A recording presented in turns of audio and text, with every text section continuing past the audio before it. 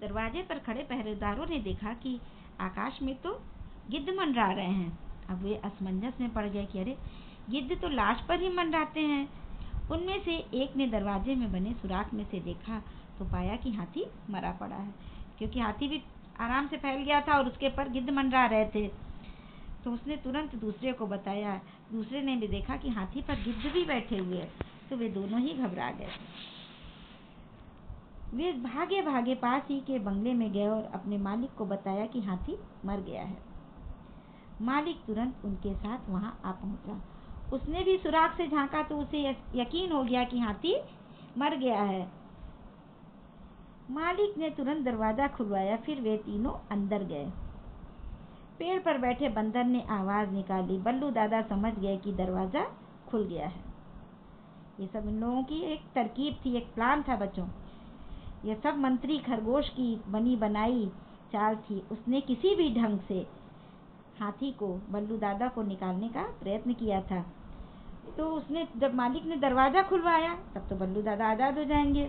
और फिर वे तीनों अंदर गए। जब दरवाजा खुल गया तो पेड़ में पर बैठे बंदर ने आवाज निकाली। बल्लू दादा समझ गए कि दरवाजा खुल गया है।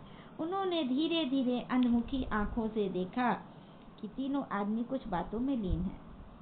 बल्लू दादा ने आधी मुदी, अंधमुदी मतलब आधी मुदी हुई, आधी खुली हुई और आधी बंद आंखों से देखा कि तीनों आदमी कुछ बात करने में लीन है, व्यस्त हैं। वे चुपचाप उठे और खुले हुए दरवाजे से बाहर निकलकर जंगल की ओर भागे। बल्लू दादा चुपचाप उठे और दरवाजा खुला था, निकलकर जंगल की ओर भागे। हक्के बक्के आदमी बंदूकें तानकर उनकी ओर लपके। हक्के बक्के मतलब अब घबरा गए कि अरे, हाथी तो भाग गया। लेकिन तभी भेड़ियों ने अपनी पिछली टांगों से मिट्टी उड़ा उड़ा कर बगुला बना दिया। आदमी अपनी आंखें ही मलते रह गए। भेड़ियों ने पिछली टांगों से मिट्टी उड़ा उड़ा कर वहां पर बगुला बना दिया, मतलब एकदम रास्ते को कि वो लोग देख ही ना पाए। धूल धूल हो गई पूरी, और उस धूल के कारण वो उनके आंखों में भी पड़ने लगी और वो अपनी आंखों को मलने लगे। बंदरों ने मौका देखकर उनकी बंदूकें छीनकर पेड़ों की सबसे ऊंची टहनियों में छिपा दी। अब बंदरों ने क्या किया कि देखा कि अब तो ये अपनी आंखें ही मल रहे धूल के कारण इनकी आंख, तो उन्होंने उनकी बंदूकें छीन ली और उसको पेड़ की सबसे ऊंची टहनी में छिपा दिया। जब मंत्री खरगोश को यह विश्वास हो गया कि अब बल्लू दादा जंगल में पहुंच गए होंगे तो उन्होंने इशारा किया। सभी जानवर होशियारी के साथ अंधेरे में दुबकते दुबकते नदी के किनारे पहुंच गए। बल्लू दादा को फिर से अपने बीच देखकर सभी जानवर बहुत खुश थे। इस तरह से अपनी सूझबूझ से उन लोगों ने बल्लू दादा को छुड़ा लिया था। बच्चे उन्हें छोड़ते ही न थे। मंत्री खरगोश की सूझबूझ की भी सबने खूब प्रशंसा की। बाद में खरगोश के कहने पर उसी रात उन्होंने अपना डेरा भी बदल दिया। अपना डेरा मतलब जहाँ रहने का स्थान था, उस जगह को इन लोगों ने बदल दिया, क्योंकि जान गए थे कि यहाँ से हम पकड़े गए, अब इस रास्ते को, इस जगह को बदल दो। जब सब मंत्री खरगोश की प्रशंसा कर रहे थे तो खरगोश ने बस इतना ही कहा, हम सब यदि इसी तरह मिलजुल कर रहें और मुसीबत में सूझबूझ के साथ काम करते रहें तो हमारा कोई कुछ नहीं बिगाड़ सकेगा।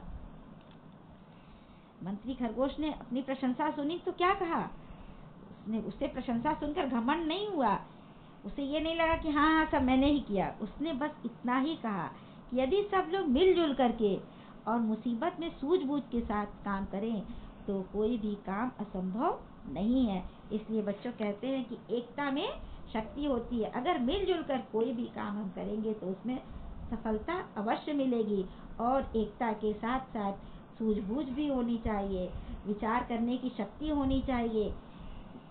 और इस प्रकार से खरगोश ने अपनी सूझबूझ से और अपने अन्य पशु पक्षियों की मेल मिलाप के कारण, एकता के कारण बल्लू दादा को छुड़ा लिया।